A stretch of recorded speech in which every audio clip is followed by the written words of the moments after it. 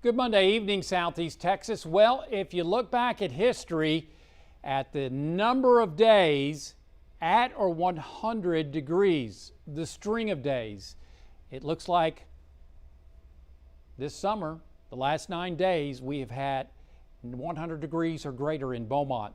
This ties 1962. Then the second longest number of days, our string of days in a row, was 8 days, set back in 1951 and 1902. And the number 3 spot, we've had 7 days, back to back to back to back, 7 days in a row of 100 degrees or greater, as you can see, 1902, 2000. And then 2011, that infamous summer, certainly the hottest summer that I can remember besides 1980, was 5 days, back to back to back to back to back, of 100 degree or greater temperatures in a row.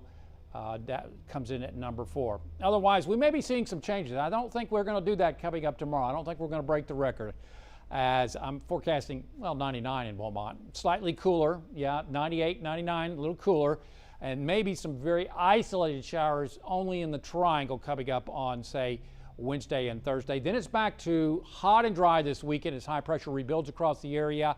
Then the high may weaken a bit, enough to allow moisture and some isolated showers to move in as we head on into the early part of next week.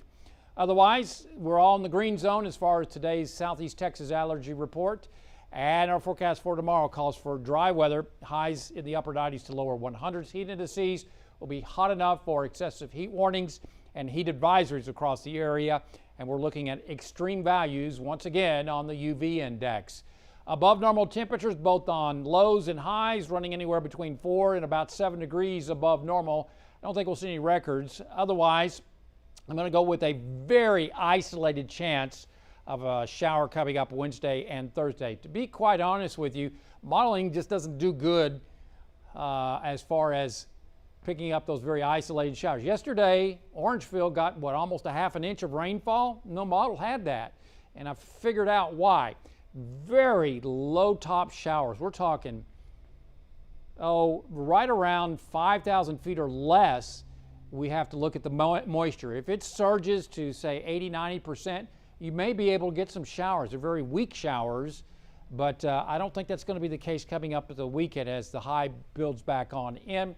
And then next week, modeling keeps pushing back the high. So we're not going to go with any more than a 10% coverage coming up the first and middle part of next week until we can have some certainty on whether or not that high will truly break down. Otherwise, as you can see, very anemic amounts of rainfall coming up through the next 10 days. It's all courtesy of that upper level high pressure. Yeah, it's dry. Everything's off towards our north, but it also means we're not going to have any problems tropically for the next 10 days, as that high will move off into the Gulf of Mexico, but close enough, as we head on into, say, Wednesday and Thursday. So that may allow some of those showers, very isolated showers in, say, Chambers, Jefferson, and Orange County. Don't be surprised. Most of us will remain dry. Then as we head into the weekend, here comes that high charging right back into our area. So looks hot, dusty, and dry this weekend with temperatures rebounding into the around 100 to the lower 100s. Then, say, early in the middle part of next week, that high may move off towards the northwest just enough to allow moisture and hopefully some showers to work into the area, but we're not going to go any more than 10% coverage until we see the whites of its eyes, so to speak. So below normal rainfall is the bottom line. So tonight, exceedingly warm and humid. I think we'll go with the mid-70s, mid to upper 70s in the lakes area, lower 80s in the triangle. This cloud cover's overdone.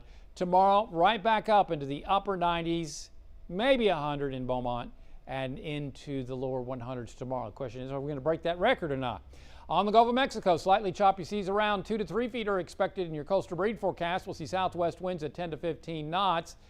And the water temperature just shy of 90 degrees. One high tide tomorrow at Sabine Pass at 8:27 a.m. Our forecast tonight, mostly clear, warm and humid as winds go calm. Mid-70s lakes, lower 80s in the triangle. Then for tomorrow, an excessive heat warning for, that's Hardin, Tyler, Jasper, and Newton counties, and a heat advisory for Liberty, Chambers, Jefferson, and Orange counties. Could see heat indices as high as 111 tomorrow. Actual highs We'll go with 99 in Beaumont, and orange 98 over towards Port Arthur, and in the lower 100s up in the Lakes area. So not a lot of change coming up tomorrow. Now there's that very small chance at 5% coming up Wednesday and Thursday, mainly for the Triangle. Highs in the upper 90s here, but closer to the century mark in the Lakes area. Then that high comes charging back into the area, and we're back up to 100, maybe thereabouts, coming up on Sunday under mostly sunny skies. Very isolated showers as we head on into Monday, Tuesday, Wednesday, and Thursday. Hopefully we can elevate those numbers, but high temperatures come down a bit. Download our app. Follow us on Facebook and Twitter. And as always, there's more weather at 12newsnow.com. Stay safe. Have a fantastic evening.